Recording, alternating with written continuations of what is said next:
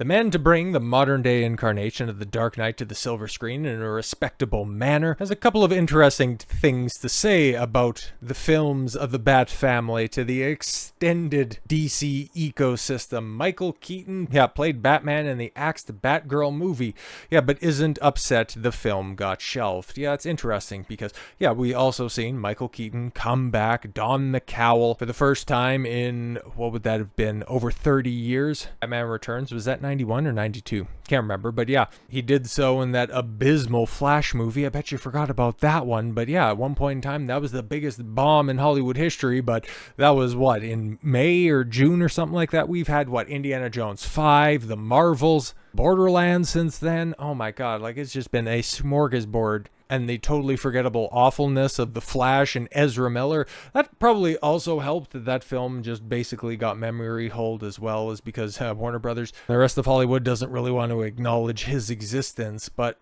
it ended up coming at the expense of, Micheal Keaton returning to Batman. Now, that was supposed to be one of two appearances from him, and by all accounts, for a movie that we're theoretically never going to see, but I wouldn't be completely surprised if we don't see a leaked copy of that in the somewhat far future. He's supposed to have a mentor-ish role for Batgirl. I forget. There was a synopsis that was out there for a while, but we seen some test footage, some screen pictures, and the costumes looked real bad, especially the one for Batgirl. Trash bag, oh buddy. Doesn't even begin to describe what was going on, but I forget who was playing Scarecrow. That looked awful. It's just everything about that production looked terrible, and that kind of gets backed up by Micheal Keaton's claims that, I didn't care one way or another, big fun, nice check.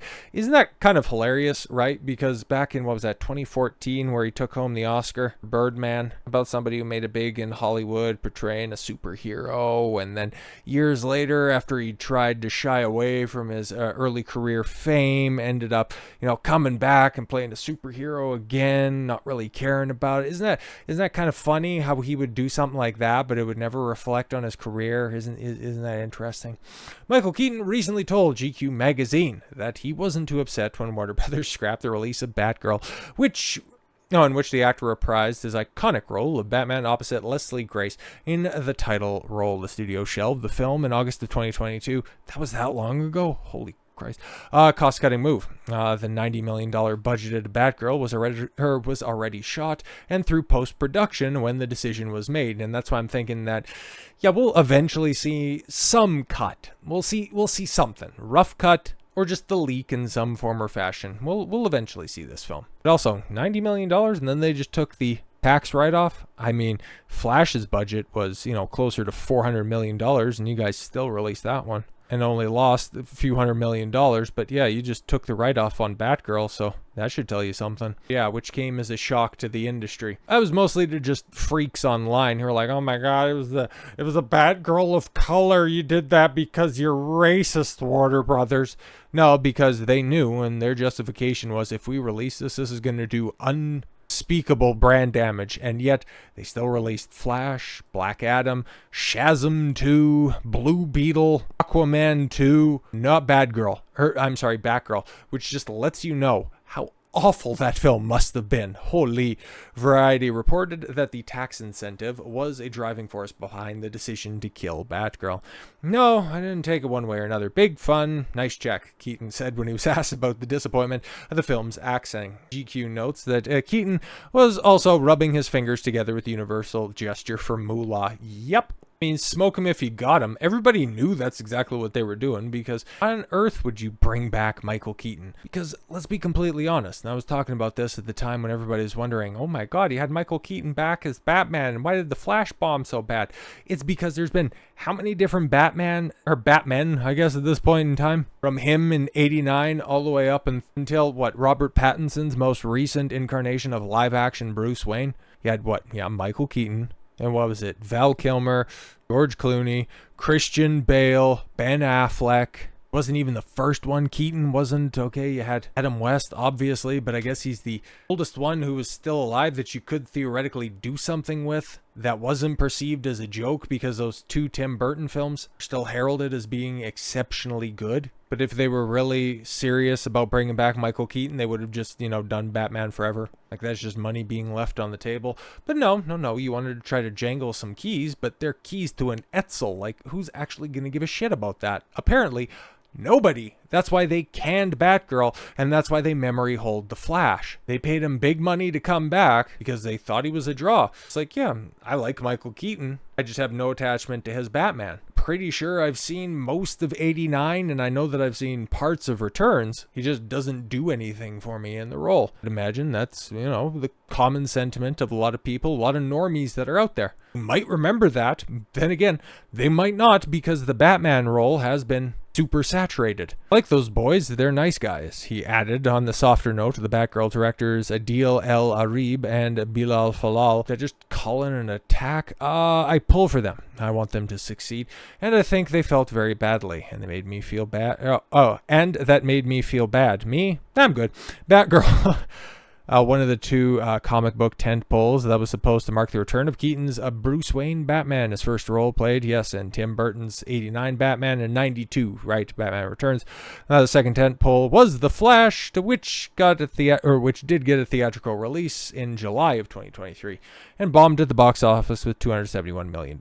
Yeah, only cost like $400 million, and the marketing over the top of that. And, Keaton spoke to GQ earlier this year about the backlash that erupted when his Batman casting was first announced in the late 80s. Yes, exactly. And that's verifiable. That's not like the revisionist history around, well, actually, when Star Wars Episode 5, The Empire Strikes Back, it was received very divisively. That's not true at all. But Keaton, who was very much a comedic actor at the time, it's like, yo, why's Mr. Mom? Why's Mr. Mom Batman? I don't like that. It doesn't make any sense. Comic book fans sent around 50,000 letters to Warner Brothers complaining about the selection. The fact that Tim Burton said, that guy. I want that guy. The fact that people cared one way or another so much is still baffling. But that was a ballsy move on his point. Let's just dissect that for a second. The fact that people cared one way or another. DC fans are insane. Proof of that concept, just take a look what's going to happen next year. Probably around Super Bowl time when you get a trailer for the new Superman film that comes out. Okay, because you already see people spurging out about David Cornsweat's costume. Okay, about a production still of why is he taking so long to put on his boots when there's obviously an invasion going on in the background. You want to see how crazy DC fans are? Okay, you want to get nuts? Let's get nuts. In his new GQ interview, Keaton again praised Burton. The two recently worked together yet again on Beetlejuice, another long-awaited sequel from 88's Beetlejuice. Is it really long-awaited? I don't know, man. That's another film that I don't have reverence for. I know more about the cartoon of Beetlejuice, to be completely honest. Might be good, it might be bad. It's probably going to be a lot like Alien Romulus, where it's going to get eaten up by the normies and not really have that much of a legacy a year removed. Tim deserves enormous credit. He changed everything. Yeah, very much so. Okay, he's low-key, he's one of those directors that changed the industry. Okay, I can't necessarily say this, but there's a strong possibility that there is no Marvel universe, there's no DC universe without Tim Burton. He was doubted and questioned. Yeah, I mean, fair enough, because even the good work that Richard Donner did with Superman back in the 70s, like, made Superman the phenomenon that he was back then, but the wider industry didn't do anything with comic books at that time, and yeah, things really didn't start to turn around until Tim Burton. Perhaps you could go a little bit further, okay, because he lit the fire that eventually Sam Raimi would stoke, that Blade would bring to a boil in the late 90s. Potentially. Keaton would reprise Batman and Batgirl, in part for the paycheck, might some surprise. Holy Christ, this is Variety, you guys, the hire a copy editor. Some of his fans, but his philosophy in Hollywood has always been that it's a business first. I mean, I'm not surprised at all that it's like, yeah, the numbers looked great, so yeah, sure, I'll come back because I'll just pad my savings. I'm in my 70s, but I'm not stupid. Yeah, it's also why he wasn't too thrilled with the narrative around the Oscar-nominated turn in 2014's Birdman, which the press billed largely as an acting comeback for Keaton. Yeah, exactly. Art imitates life. A really, really, really smart guy I like a lot said, "Come back." That's the story Keaton told GQ. I went. Honestly, it's kind of BS. As Keaton pointed out, never stopped acting and always took roles to keep the paychecks coming in. But yeah, nothing really like super high profile. because he was everywhere for a minute, but yeah. Yeah, the actor had 4 years of consecutive releases by the time Birdman opened in theaters, including films like RoboCop, the reboot, and Need for Speed. Oh, God, there's a video game adaptation nobody remembers.